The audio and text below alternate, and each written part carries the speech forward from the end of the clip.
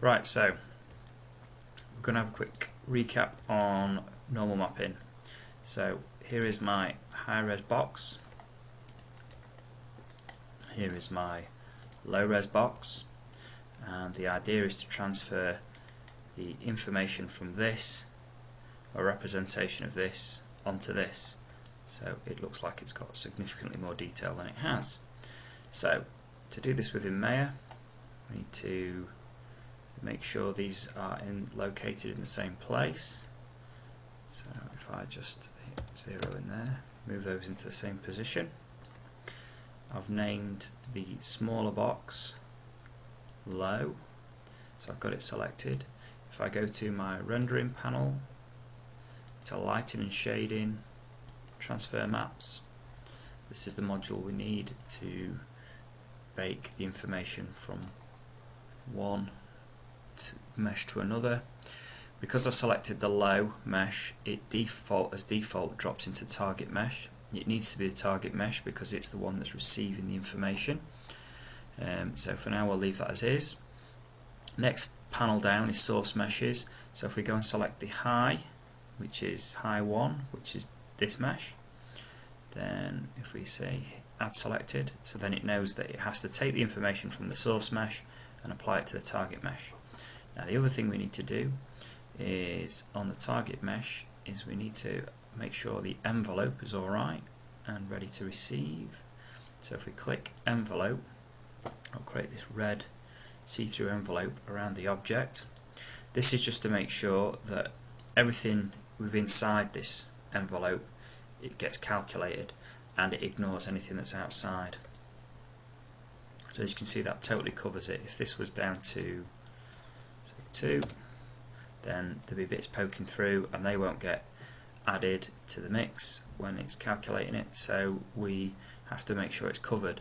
However, you just want to cover it and no more, because obviously the bigger it gets, the more inaccurate it's going to be, because it's got lots more other things to think about. So that'll do for this object.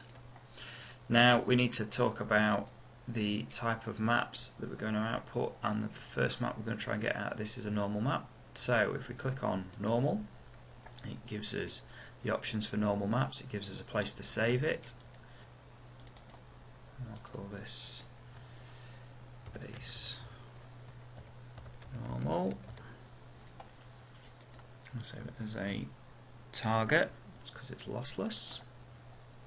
And we want to translate in tangent space, and we're going to use Maya's common settings. So if we go down to Maya's common settings and find out what they are, 1024 we'll stick with, although you can, it's maybe a good idea to do lower to begin with just to check it works. We're transferring world space. I'm just going to keep the sampling quality low.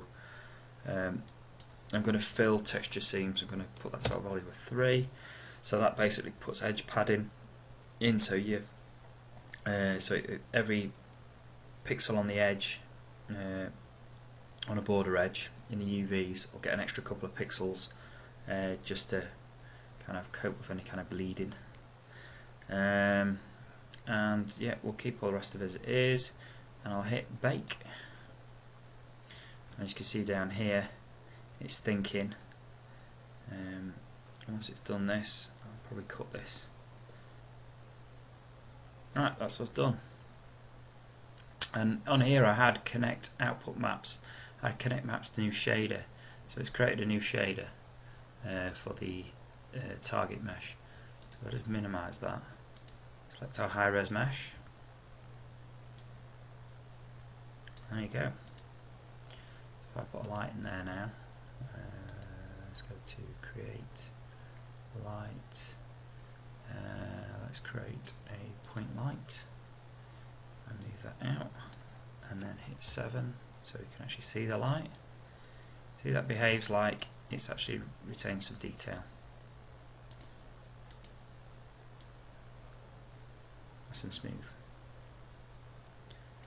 So that's how that works. Right, so this is in Photoshop. Let's have a look at this, what this normal map actually looks like. Here's what we've got. So based on the UVs, if we jump back over to Maya, back over to Maya. Then if we take this object, have a quick look at its UVs. This is what we've got.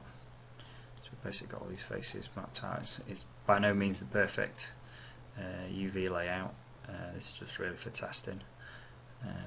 But you can see kind of what's going on there and how that relates to here. So each one of these is a face. This is the one that's got all the detail on. And if we zoom in on here, have a look at the normal map itself.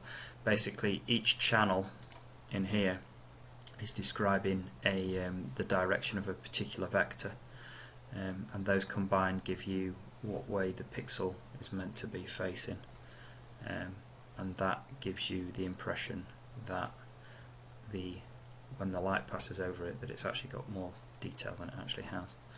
So red channel, you can see it's left to right. Green channel, it's up and down.